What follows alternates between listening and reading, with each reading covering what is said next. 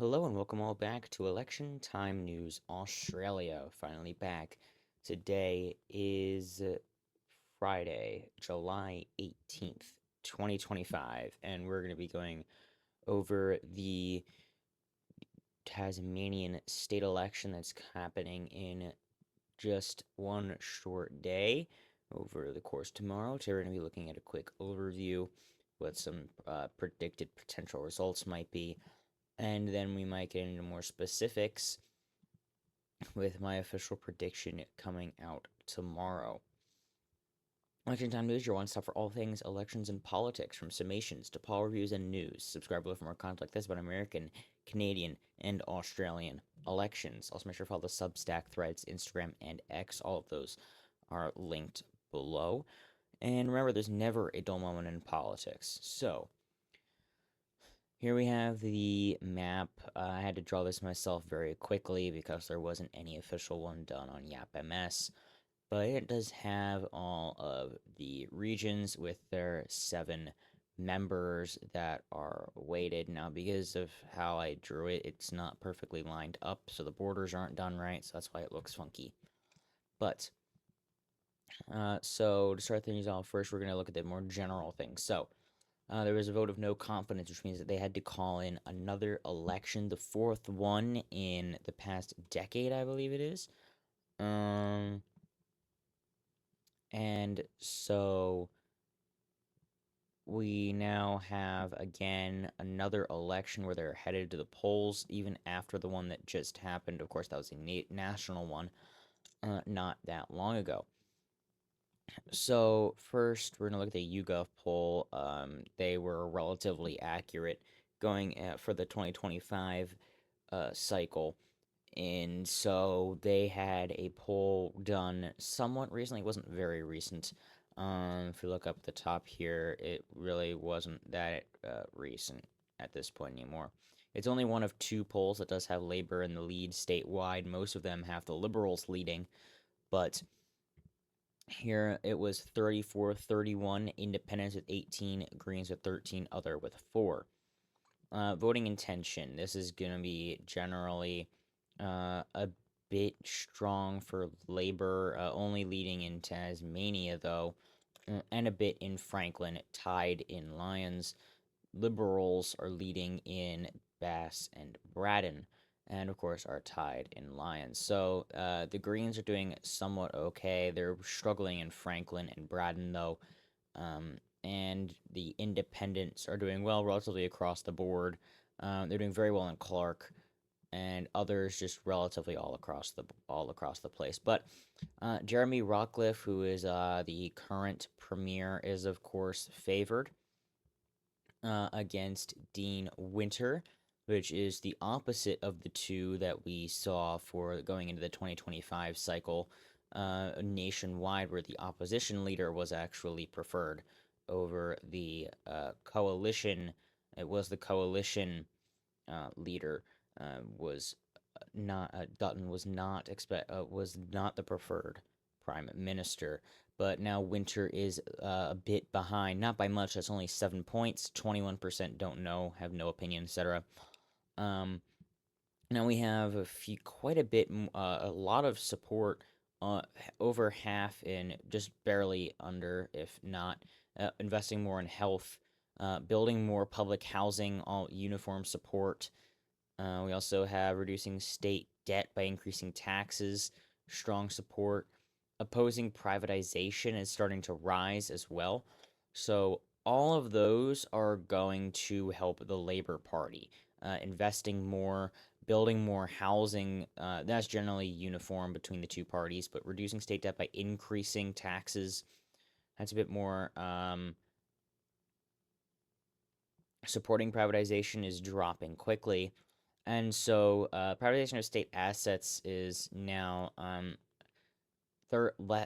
that's a relatively strong 11-point lead for opposing increased privatization. So that's definitely going to help the Labor Party as well make more gains. If we look at the fact that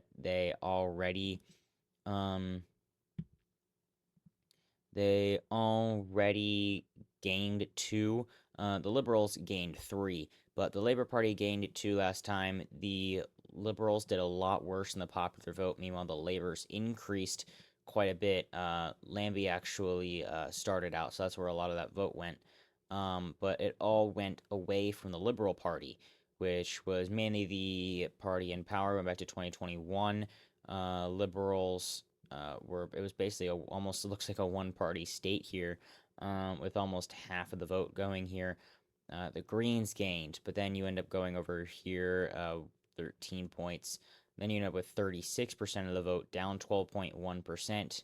Now we're going, of course, into tomorrow. How will things end up going? 36.7%. We're looking right now at most likely a hung parliament yet again, which is going to obviously end up with potentially another situation like this. Depends on whether or not there will be another no confidence vote. But the 2024 election was a year and was 14 months ago. Really not that big of a difference here. But with the largest poll here being from Demos AU, 4,289, we have a strong lead for the Liberals, 3427.3. And another one by Demos AU, 3,421 sample size. It's actually a pretty low margin of error here, 35 to 25. Here it was 34 to 27, so it's actually dropped a bit more support for the Greens, the Nationals, and a good bit more for independents.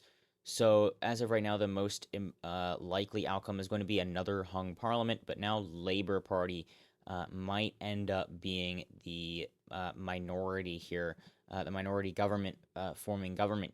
Not enough necessarily to take a huge minority lead. If anything, it might be 12, 13, 12, or something along those lines.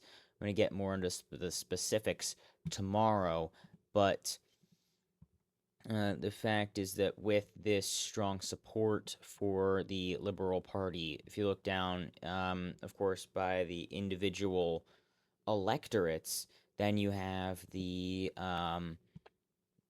plus or minus 6. It's pretty close on the YouGov poll. They have a bit of increased support for Labor than everyone else. Demos AU, a bit stronger for Liberal Party, but EMRS seems to be somewhat in the middle.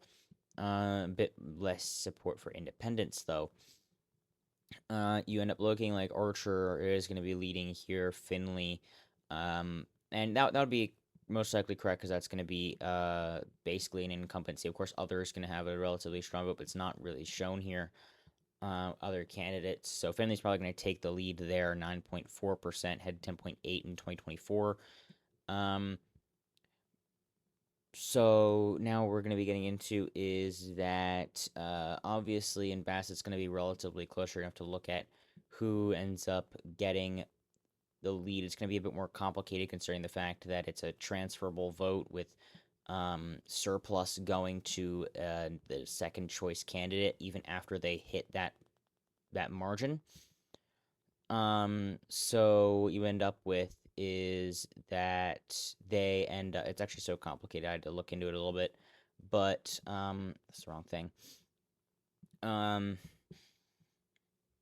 going to be a bit difficult to predict who exactly is going to end up being in, but we're going to be breaking that down a bit more in tomorrow's video where we're going to be looking at the final prediction on the morning of Election Day, where it's going to be which candidates are likely to get in and who is going to end up going in taking the seats. And we're going to break it down by number here for who will end up having how many seats in the that's just completely random. Who's going to end up having how many seats in the House of Assembly? I don't have any districts maps for the Legislative Council. I did try looking for that. That's a bit more simple. If I can, I'll get into that as well. I'll look a bit more for the maps there. That's a simple instant runoff voting, so that's a bit easier to manage. I'll see if I can get that down as well. But For preliminary predictions here, I do expect the Liberals are going to win the popular vote here. I'd say that's probably a likely rating there for them winning the popular vote. The largest poll here just being um, 34.9 to 24. I feel like the Labor Party is going to be underestimated a little bit more, especially with these results from the YouGov as well. It's probably going to be closer to about 30%, flat 30% to probably around 26, 27. 15 for the Greens, 3 for the Nationals, 2 for the, I didn't mean to click that, 2 for the SFF, around 20 for independents. And so then you're going to get down to individuals here. Bass is probably going to be closer to around 35 when it's all said and done. I'd honestly say that YouGov probably isn't going to be that inaccurate except for the labor. 36, 37. Not going to change much. Maybe a bit towards labor. That's probably going to be closer to about 31. That's going to be around 35. And then you end up having probably a strong increase in the green vote here. It's probably going to be closer to around 16, 17. I don't think it's going to be as high as Demos AU here. It's a strong swing. There's not really any popular candidates here. There's not really any that are in waiting. I'm not sure if that's just here or if it's um, in general, but the Nationals are probably going to do relatively okay, close to about 5 points. And SFF is probably going to only get around 2. I don't think 4 is going to be national. Plus, it doesn't show the sample size, and that's quite a bit older. This is pretty new, so I think they're not going to get that much of a vote. It's going to be close to 1 to 2%. Independents are going to be closer to around 12. And then in Braddon, the Liberals are going to win by quite a strong amount. The Greens are going to get around 10% of the vote. Nationals close to 3.5.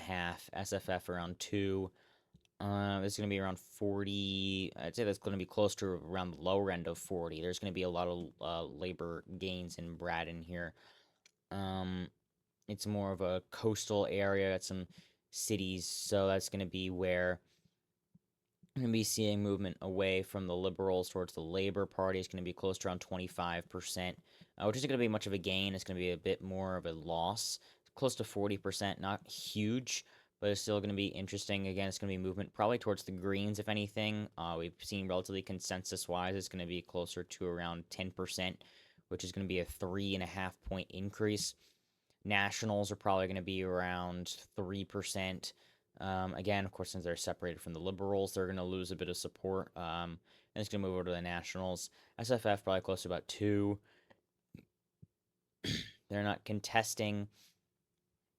And that's going to be close to around 20%, depending on how will they actually end up doing. They're independent, so it's very, very volatile. But probably around 20% seems to be the consensus here. And then you go down to Clark. This one's probably going to be a narrow Liberal victory. I wouldn't actually be very surprised if the Labor Party managed to pull off a win here. But the Independents are doing pretty okay.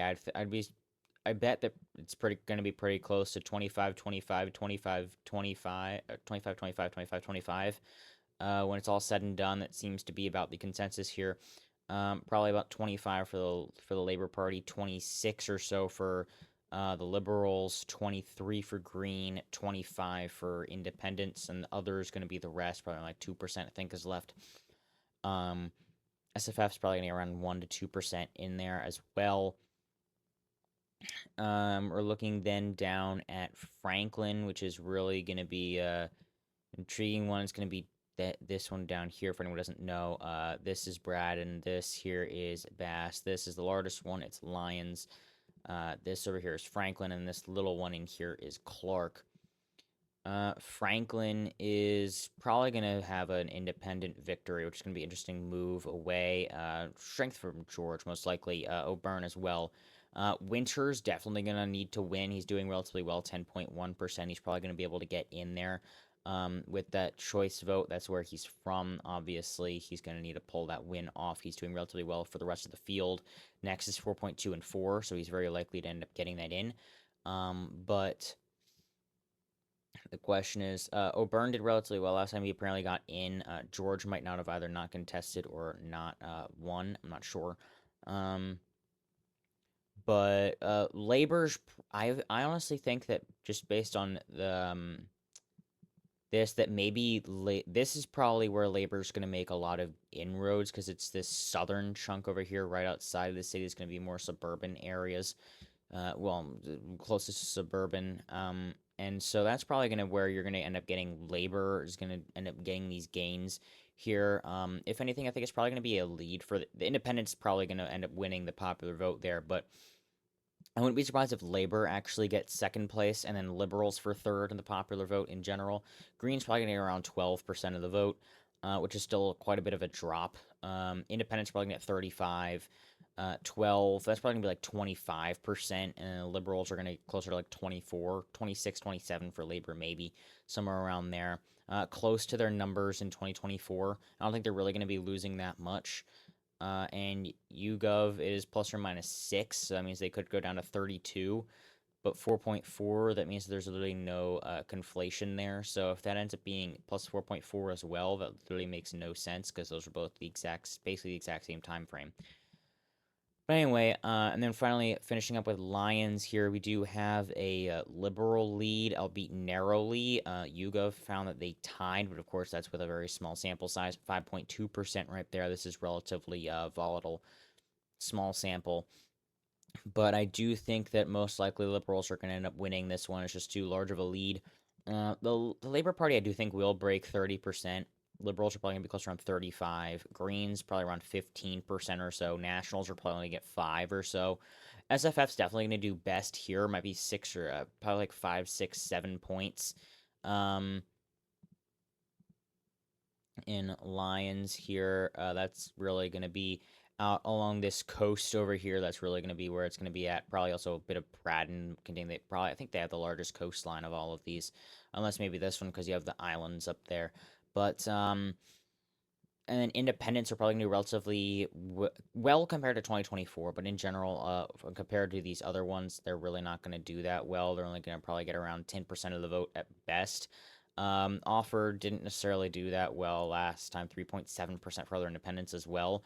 They only got 4% of the vote last time, but 10% is going to be a bit better. The question is whether or not Offer will actually be able to break enough. That's going to be 11.8.